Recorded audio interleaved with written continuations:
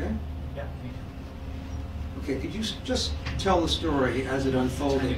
Because you're hitting the chair. Well, 68 was a very eventful and memorable year for me because I nearly got caught by the communists in Hue, and also I lost my mother during that offensive.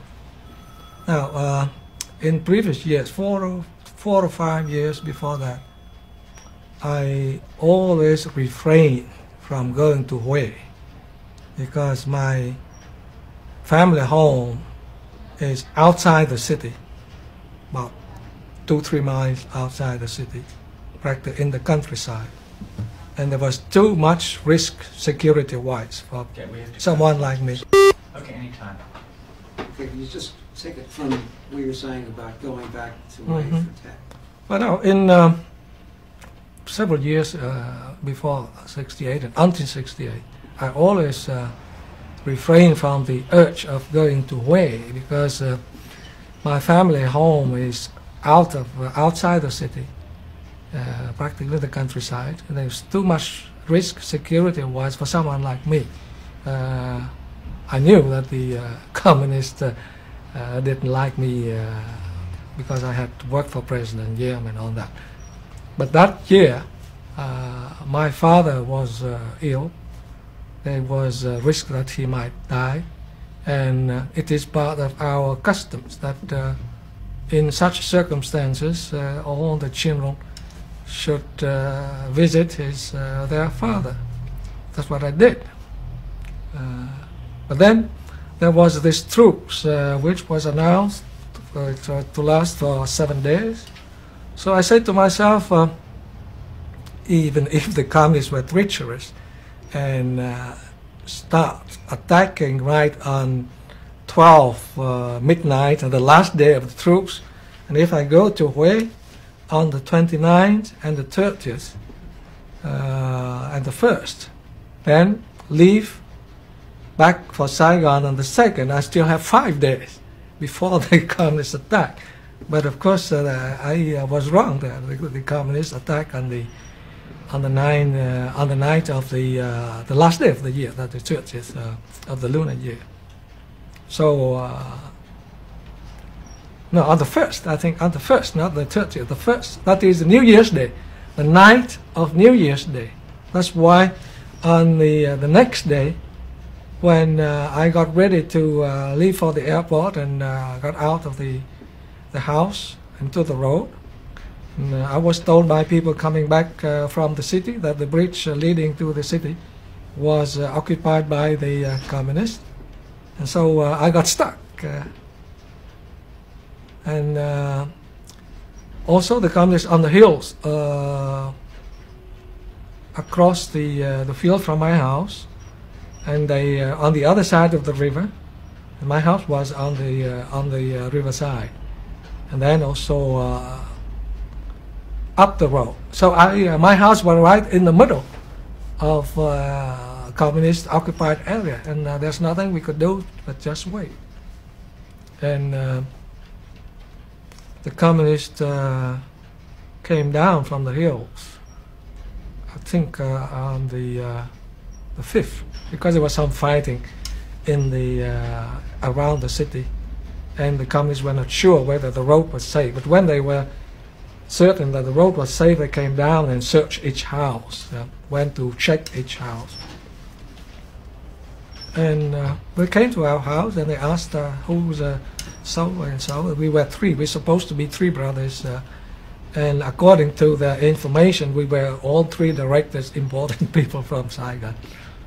And the list was supplied, ironically, by the local chief of village. That is, he's supposed to represent the national government. But well, I didn't blame him for Hitler. So probably he was acting on the threat for his own life. So I was, and another brother was there, but my 3rd brother was not there. He was in the citadel with his in-laws, and but they didn't believe us. They kept searching for this 3rd director, and They did it for 2-3 days running. They kept coming back and back and back. But in the end, they didn't find it. So after that first visit, they left. Then the next day they came with armed troops and took us away into the hills where they, what I thought was the headquarters was. And we stayed there for a whole day. And then they asked us to just very perfunctory questions and sent it back. Obviously, the people in charge were not high enough in the hierarchy, so they told us to come back. And 2 or 3 days after that, they took us back into the hills again. And this time, we had to wait the whole day until the afternoon, late afternoon.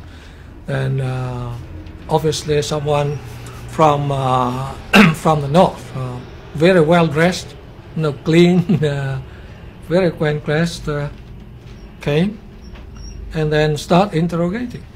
So everyone has, as you know, to write his autobiography. That's his company standard practice. So we all did. And he just after the man called us each in turn to interrogate, and then he took our ID certificate card, of course, and he asked me a question.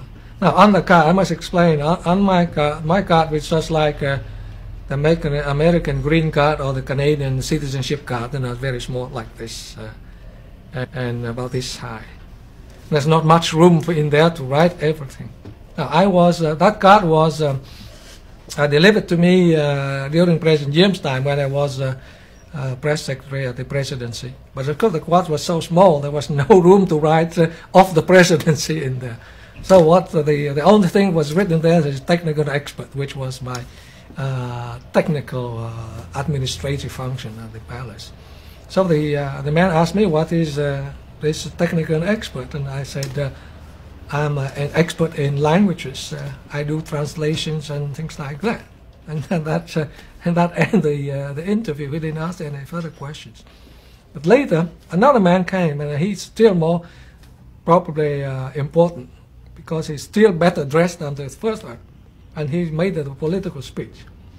And the first sentence he said, and I remembered all my life, and this is why I left a full 7 days before the communists moved into Saigon in 1975. And that's why I told Jiang Zemin in April that I'm going to leave, because I escaped the communists 3 times, and I'm not going to try that a 4th time. And he said, you are all guilty towards the revolution because you have lived in the Ngui, that is illegitimate, that's the occupied area. So no matter what you do, you are a criminal in regard to the revolution. And people who forgot that, and in 1935 had hope of cooperating with the communists on that, made a big mistakes of their life, because they will always have a reason to accuse you and put you on the defensive or out. But that's for later. Now, after that, they sent us back again. But this time they said, well, we'll call you back and to give you assignments. So in my mind, I think this means big trouble, because if they assign you something you cannot refuse.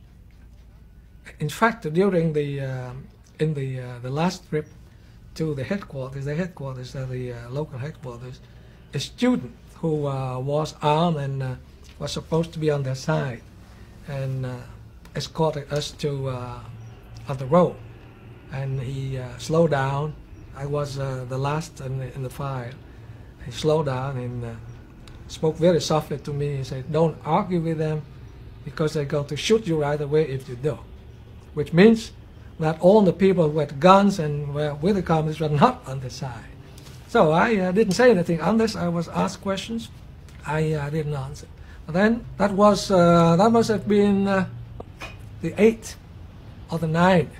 The ones who came to search your house. We're ready. Oh, they're locals, They're local. but they are accompanied by troops. Okay, The Vietnam troops came Project, after, you see. Sound The locals came 2601, the pick first day, 603, but then the scene troops 2, went take through all the 2, time. point. I didn't mention that. Let me hit a button. Okay, pick it up from where you tell about the cadre from the north.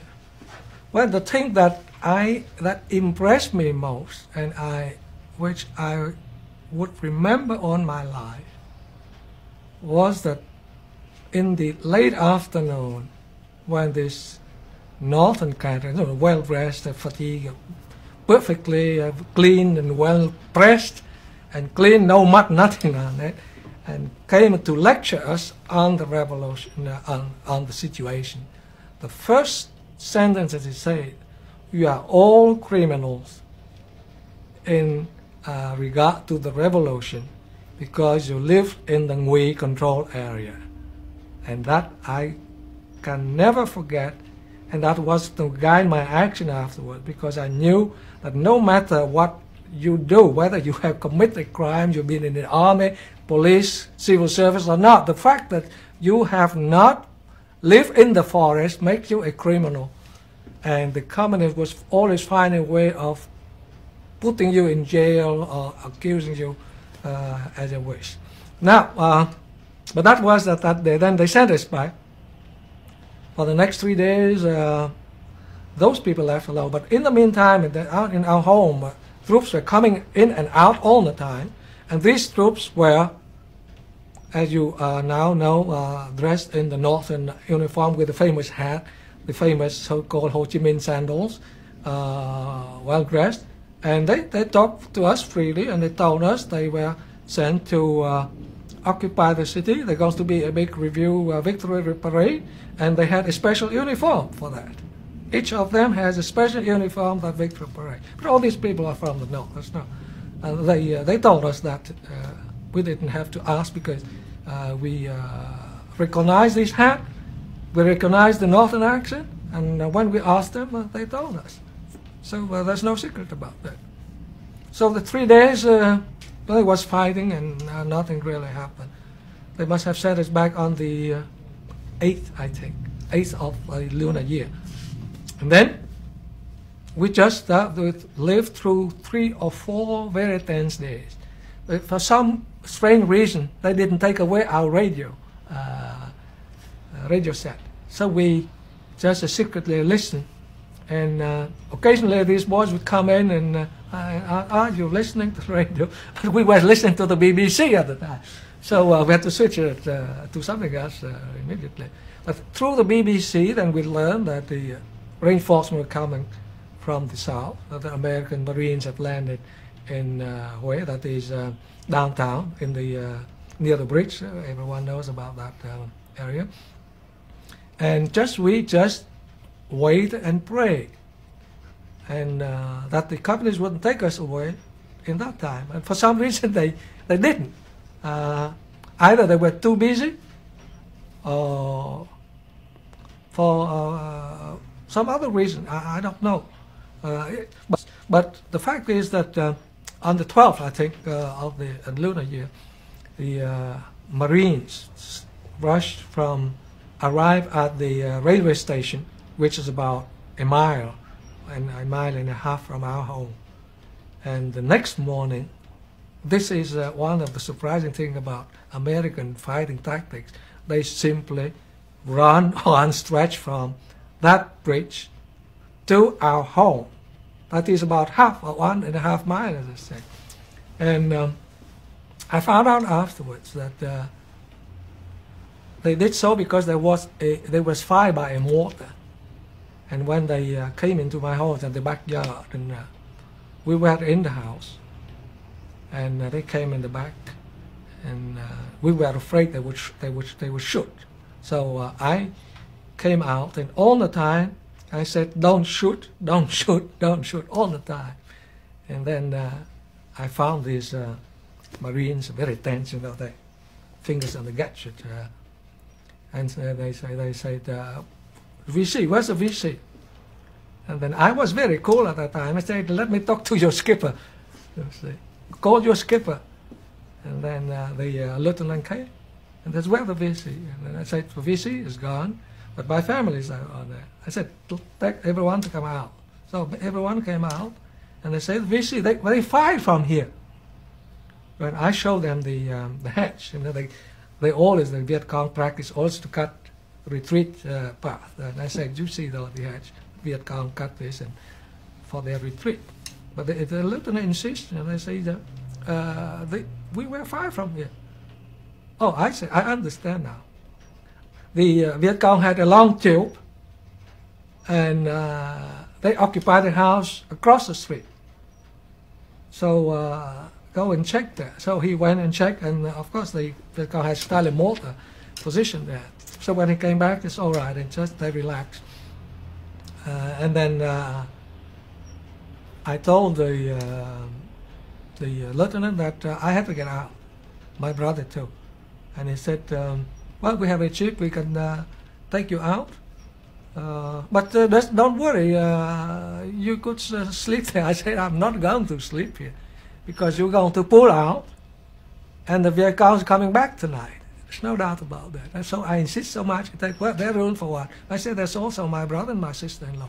They have to. So in the end, he took us all three down to the station, the railway station. Cut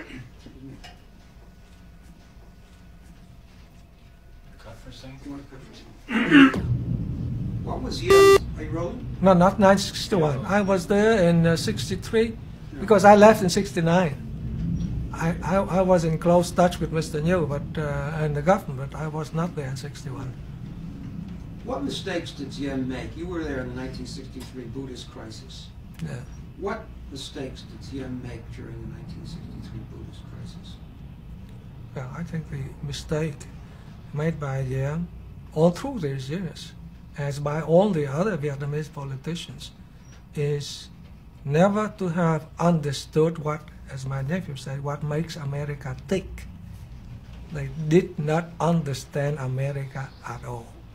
The constitution structure, the importance of the press, opinion, and all that. They never understood. Not one single Vietnamese, to my knowledge, has understood that part. And from there, they made all kinds of mistakes. You see.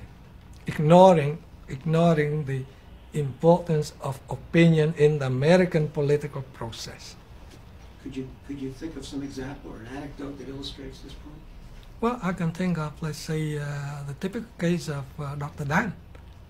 When Dr. Dan was ejected from the National Assembly in '59, I was still there. I was still press secretary to President Young. I was disturbed. I was very disturbed at the time. So I went in, I first saw Mr. Young. I'm sorry, you're going to go into a story it's going to be too complicated for us to tell. Yeah. Just cut a second. Let's get into that element. For example, would you refer to her statements such as, describe, referring to the burning monks' barbecues, and what did you do to try to... Well, since you mentioned this, when she... would you mention her name because... Madame New, that is the President Diem's brother, sister-in-law. Now, this barbecue that you mentioned interests me because... Sorry, you got to do it over again. I'm not in the show. Huh? I was interested in this so-called barbecue story. Madame New say that her kids pick it up in a what you call a cafe. People were talking about barbecue. The kid brought that word home, and she liked that. But when she used this word in a telegram sent to I think the New York Times. And she wanted me to send that telegram through my office because I had facilities for that. I refused. I said, this is not the right thing to do. And she got it sent by the Ministry of Information afterwards. But that's one part of it. But Madame New is a spoiled child, if you like. And because she was the wife of Mr. New, Mr. Diem could do little about it because out of consideration of his brother, he wouldn't want to meddle and comment on his brother-in-law's wife. That I can understand that position. With President Young was a very difficult position there. Now, Monsignor Thúc, who was listened to by practically everyone in the family, now unfortunately tended to support Madame Nhu in all that she did. And Mr. Nhu, being Madame Nhu's husband, although he got mad at her privately, and he did that at least once in my presence.